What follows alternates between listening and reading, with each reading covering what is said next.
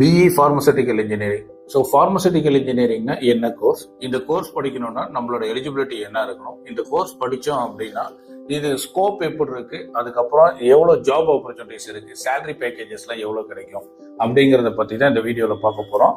இந்த pharmaceutical engineering அப்படின்னா என்ன அப்படின்னா, நிறைய பேர் பெரும்பாலும் ஃபார்மசூட்டிக்கல் இன்ஜினியரிங் அப்படிங்கிறது மெடிக்கல் கோர்ஸ் அப்படின்னு நினச்சிக்கிறாங்க.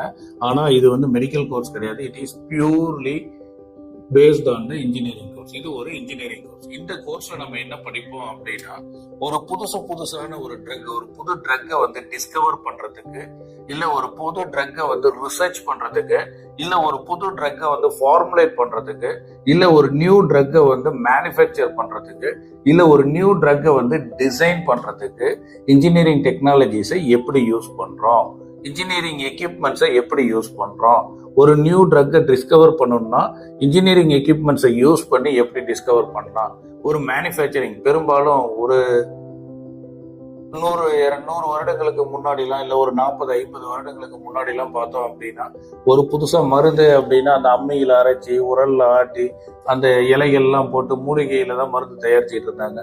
ஸோ இப்பெல்லாம் பார்த்தோம் அப்படின்னா லார்ஜ் ஸ்கேல் ப்ரொடக்ஷன் நமக்கு தேவைப்படுது. அதாவது பாப்புலேஷன் ரொம்ப அதிகமாயிருச்சு.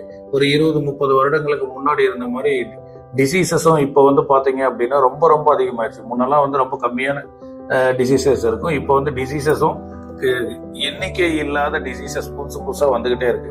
அப்ப என்ன பண்ணோம் அப்படின்னா, நம்ம ப்ரொடக்ஷனை 100 டைம்ஸ் இன்க்ரீஸ் பண்ணி ஆகணும். ஸோ அதனால என்ன பண்ண முடியாதுன்னா, இன்னைக்கு அந்த காலத்துல மாதிரி அம்மியில அரைச்ச உரல்ல ஆட்டியோ நம்மளால மருந்து கண்டுபிடிக்க முடியாது. ஸோ நம்ம லார்ஜ் ஸ்கேல், இப்ப நம்ம இந்தியாவில் 140 கோடி பாப்புலேஷன் இருக்கிறாங்க அப்படின்னா 140 crores பாப்புலேஷனுக்கு நம்ம ட்ரக் ப்ரொடியூஸ் பண்ணி ஆகணும்.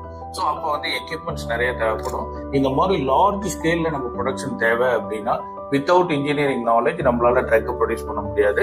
இந்த இன்ஜினியரிங்கோட ஸ்கில்ஸ், இன்ஜினியரிங்கோட எக்யூப்மெண்ட்ஸை யூஸ் பண்ணி எப்படி இந்த ட்ரக்ஸ் எல்லாம் ப்ரொடியூஸ் பண்றோம் அப்படிங்கறதான் இந்த ஃபார்மசூட்டிக்கல் இன்ஜினியரிங் அப்படிங்கிற கோர்ஸ்ல நம்ம பார்ப்போம். ஸோ இந்த ஃபார்மசூட்டிக்கல் இன்ஜினியரிங் கோர்ஸ் படிக்கணும்னா நம்ம 12th ஸ்டாண்டர்ட்ல பிசிக்ஸ், கெமிஸ்ட்ரி, மேக்ஸ் கம்பல்சரி படிச்சிருக்கணும். அதாவது மற்ற இன்ஜினியரிங் கோர்சஸ்க்கு நம்ம என்ன எலிஜிபிலிட்டி இருக்கோ அதே எலிஜிபிலிட்டி தான் இந்த இன்ஜினியரிங் ஃபார்மசூட்டிக்கல் இன்ஜினியரிங் கோர்சஸ்க்கும். அதாவது பிசிக்ஸ், கெமிஸ்ட்ரி, மேக்ஸ், பயாலஜியா இருக்கலாம். அப்படி இல்லைனாட்டி physics, chemistry, maths, computer science ஸ்டூடெண்ட்ஸும் இந்த கோர்ஸ் எடுத்து படிக்கலாம். ஸோ இந்த கோர்ஸ் படித்தோம் அப்படின்னா ஸ்கோப் எப்படி இருக்கும், ஜாப் ஆப்பர்ச்சுனிட்டிஸ் எப்படி இருக்கும். அதாவது இன்னைக்கு ஒரு மனிதன் உணவுக்கு அடுத்து அவன் தேடுற இன்னொரு உட்கொள்ற பொருள் பாத்தீங்கன்னா மெடிசின்ஸ் அப்படின்னு சொல்லுவாங்க.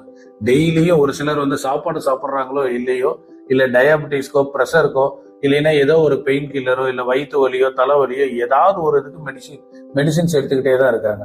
அப்ப நமக்கு ஃபுட்டு எந்த அளவுக்கு ஒரு நாளைக்கு 3 வேளை சாப்பிடணுமோ அதே மாதிரி ஒரு நாளைக்கு மினிமம் டு மினிமம் ஒரு 50% of the population are taking 2 times a medicine ஒரு நாளைக்கு. அப்ப கண்டிப்பா பாத்தீங்கன்னா மெடிசின்ஸோட growth இன்க்ரீஸ் அதாவது டிசீசஸ் இன்க்ரீஸ் ஆகிட்டே இருக்கு. டிசீசஸ் இன்க்ரீஸ் ஆகுற அளவுக்கு மெடிசின்ஸை நம்ம ப்ரொடியூஸ் பண்ணி தான் ஆகணும். அப்ப இவ்வளோ மெடிசின்ஸோட நீட் இருக்கும் போது அப்ப அதுக்குண்டான எக்யூப்மெண்ட்ஸோட நீடும் அதிகமா இருக்கும். எக்யூப்மெண்ட்ஸோட நீட் அதிகமா இருக்கும் போது அது எக்யூப்மெண்ட்ஸை மேனுஃபேக்சர் பண்றது, அந்த எக்யூப்மெண்ட்ஸ்க்கு சர்வீஸ் பண்றது, அந்த எக்யூப்மெண்ட்ஸ் குவாலிட்டியா இருக்கான்னு செக் பண்றது, இது எல்லாம் பண்றது ஃபார்மசூட்டிக்கல் இன்ஜினியர்ஸோட ரோல். ஜாப் ஆப்பர்ச்சுனிட்டிஸ் அவ்வளவுதான். சேலரி பேக்கேஜஸ் நம்ம எந்த அளவுக்கு நீட் அதிகமா இருக்கோ அந்த அளவுக்கு நமக்கு பேக்கேஜஸும் அதிகமா இருக்கும். ஸோ இங்க அகைன் நான் சொல்றது என்னன்னா, நிறைய வீடியோஸ்ல சொன்ன மாதிரி don't study pharmaceutical engineering, learn pharmaceutical engineering. இதை படிக்காதீங்க, இந்த ஃபீல்டை கத்துக்கிட்டீங்க அப்படின்னா கண்டிப்பா நீங்க நெக்ஸ்ட் லெவலுக்கு, நெக்ஸ்ட் ஜெனரேஷன் சேலரியில நம்ம போகலாம். ஸோ மேற்கொண்டும் உங்களுக்கு இந்த கோர்ஸ் ரிலேட்டடா ஏதாவது டவுட் இருந்ததுன்னா ஸ்கிரீன்ல தெரிகிற நம்பருக்கு கால் பண்ணுங்க. நேர்ல மீட் பண்ணீங்கன்னா உங்களுக்கு என்னென்ன கைடன்ஸ் வேணுமோ நான் அந்த கைடன்ஸ் எல்லாமே கொடுப்பேன். Okay, thank you.